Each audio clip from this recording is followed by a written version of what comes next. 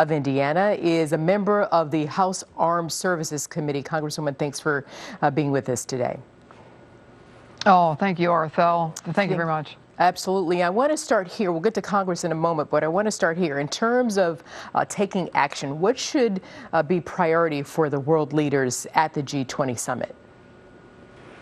Well, at first I want to, again, add my condolences and that of the Indiana 2nd District and Hoosiers and Americans across our nation.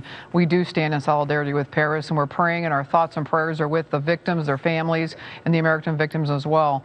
So obviously, I believe the G20 summit, they should be talking about what we're talking about tonight. They should, for the first time, come up with a comprehensive strategy to destroy ISIL and to win this war.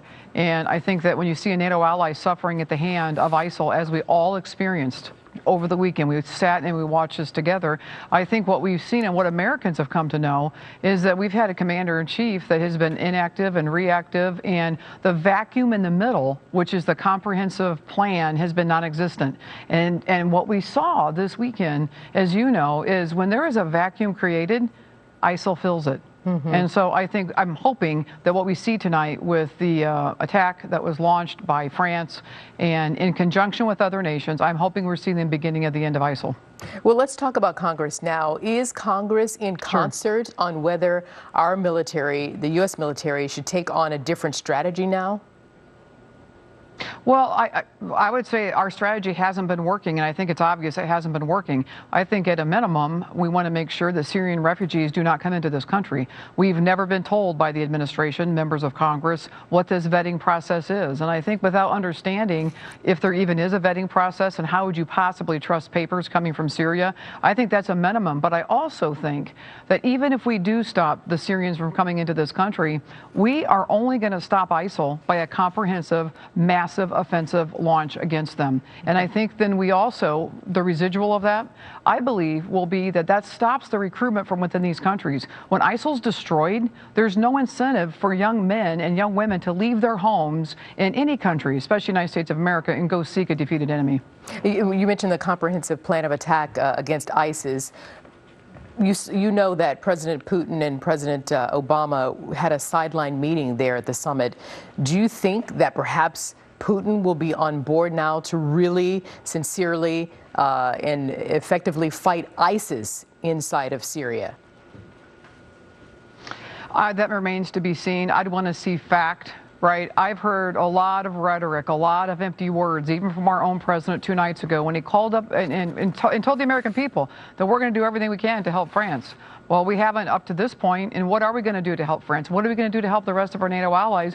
What are we going to do to protect the American people? So far, it's been a lot of empty words. And so I'm going to stay tuned and I'm going to watch that press conference. But I'll tell you this, Americans from New York to California have been tweeting me and emailing me and many of our colleagues around this great country begging that we err on the side of protecting American. And Congresswoman, before... Do something. Go ahead. Yeah. Go ahead. I was just going to say, you know, it's the American people that are asking for the Syrians to not come into this country. It's the American people that are asking for these comprehensive plans. You know, when this whole thing started years ago and we had a very inactive and very reactive commander-in-chief, I think, you know, there's been a lot of heartache and there's been a lot of pain. And our bravest and finest people have gone over there to do what the commander-in-chief has told them to do. But it's obviously not enough. And I think the cry of the American people will echo tomorrow morning when we get to those halls of Congress, and it's the American people that are listening with both ears to our president and Putin and the rest of the world leaders. We're all united, Republicans and Democrats. This is not a political game. We want our country protected, and we want ISIL defeated. Congresswoman, you mentioned that the American people don't want the refugees, the Syrian refugees, to come to this country. What can Congress do about that? Well, I think there's already bills in motion, and I think that the American people will be hearing tomorrow, as soon as we get back, about running resolutions and bills that don't allow the president or try to restrict his executive authority, like he's threatening and basically saying we're going to bring him in anyway. I think the American people are wise people, and I think when you err on national security, you always err on the side of the American people. The American people are asking questions like, What papers would they have? How would you ever verify the papers? Why are there so many young men coming in as refugees? Those are the kind of questions that the American people have. And, you know, as a representative, we echo those then to the president, and we echo those tomorrow in the halls of Congress. Yeah, and at least one of those ISIS operatives got into France by way of Syria through the refugee migration. But I do have... yeah, go ahead. Give you 20 more seconds, then I have to go. To your point, that attack on Paris was not by land, by sea, by air. That attack for Paris was internal radical jihadists. That's what we have to stop at the threat in America. I thank you, Congresswoman Jackie Walorski, for your time this evening. Thank you so much.